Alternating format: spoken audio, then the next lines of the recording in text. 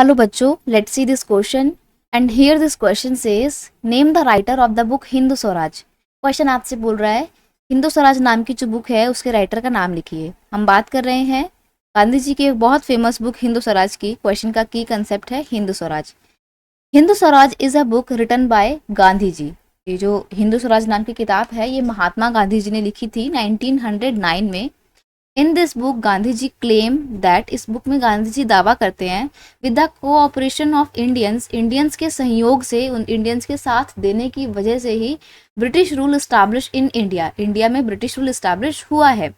British rule would crumble within a year if Indians refuse to cooperate and Swaraj would come.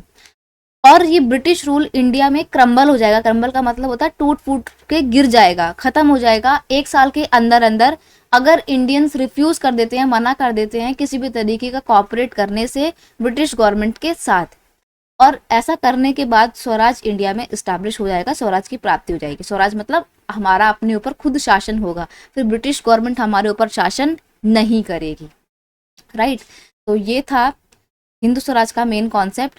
और हिंदू स्वराज में गांधी जी ने क्या दिया, एक और आइडिया प्रपोज किया था। वो क्या था?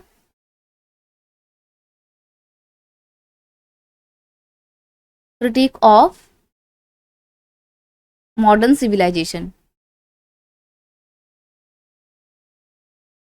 गांधी जी ने कहा था कि ब्रिटिश गवर्नमेंट अपने साथ जो एक मॉडर्निज्म का आइडिया लेकर आई है, मॉडर्न सिविलाइजेशन लेकर आई है, जो कि ब्रिटेन में फॉलो की जाती है, वो इंडिया की एंशिएंट सिविलाइजेशन को बर्बाद कर देगी, खोखला कर देगी।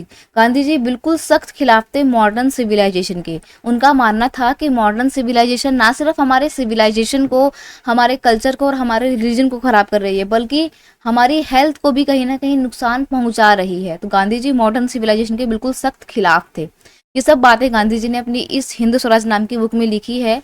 उन्होंने बहुत भर भर के इसमें ब्रिटिश गवर्नमेंट की क्रिटिक पेश की है, बुराइयां की हैं। यही कारण है कि 1910 में ब्रिटिश गवर्नमेंट इस बुक को बैन कर देती है। और एक और बात, ये हिंदू स्वराज नाम की बुक ओरिजिनली गुजराती लैंग्वेज में लिखी गई है, बाद में इसके हिंदी और इंग्लिश ट्रांसलेशन किए गए थे। I hope you understood it well. Best of luck.